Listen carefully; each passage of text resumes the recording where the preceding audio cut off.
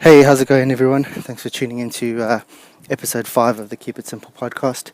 Your 5 minutes or less hit of value first thing in the morning.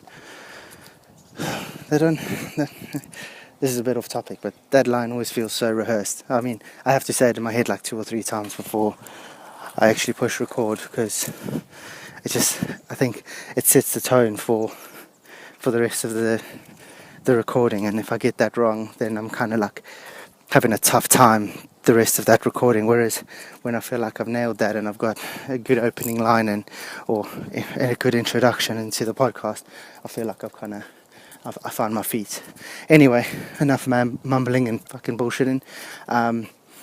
Today we're going to talk a little bit about a little thing I've been aware of for a while, and it kind of just popped into my head more this morning on my little walk around. So it's to do with you don't know what you don't know, and if you listen first and talk last, you'll often get a lot more buy-in from your team, a lot more buy-in from your friends, your family, whoever you're trying to have a conversation with, because you know you've listened to what they have to say first. So sorry.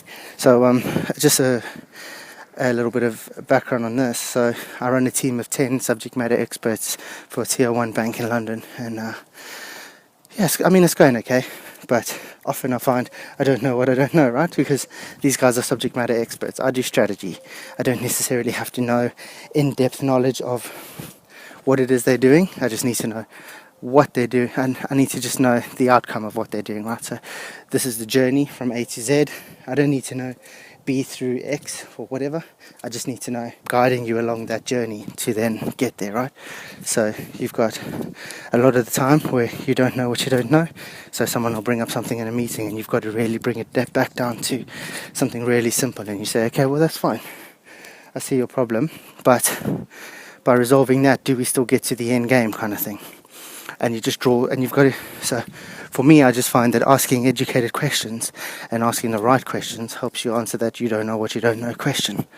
But in order to get that right, it's almost like a bit of a puzzle. You put the pieces together. But in order to get that right, you've got to first say, right, let me listen to everyone. So let's say you call a meeting, right? You got 10 people in a room, 20 people in a room, whatever. And you go, right, talk to me. And you give everyone their chance, and you let everyone have a chat to you first before you get too excited about telling them what you think it should be. Because often, if you walk into a room and you go, hey, this is the problem, this is how we solve it, what do you think? You've already fucked it. You've got everyone in the room now thinking that they almost feel like they've got to conform, and they've got to do it your way. So they're straight away going, hey, okay, yeah, I agree, this is what we do. And even, I mean, sometimes it doesn't even have to be a case of you might not even be doing it on purpose. You're going in, you want to start the conversation, you want to start the ball rolling, but then you've got to be careful that you don't force upon them what you want the resolution to be. They've got to come to it themselves.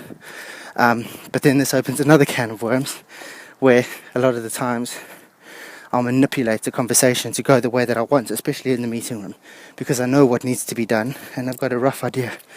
Because, I mean, if you're walking into a meeting unprepared, one, you're a fucking idiot, because why are you doing that? You're the team leader.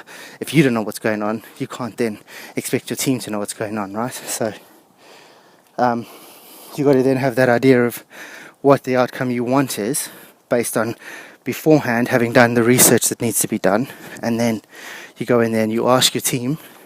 And if they're on the right track, happy days. But if they're on the wrong track, you need to kind of manipulate the conversation, and you say, I see your point.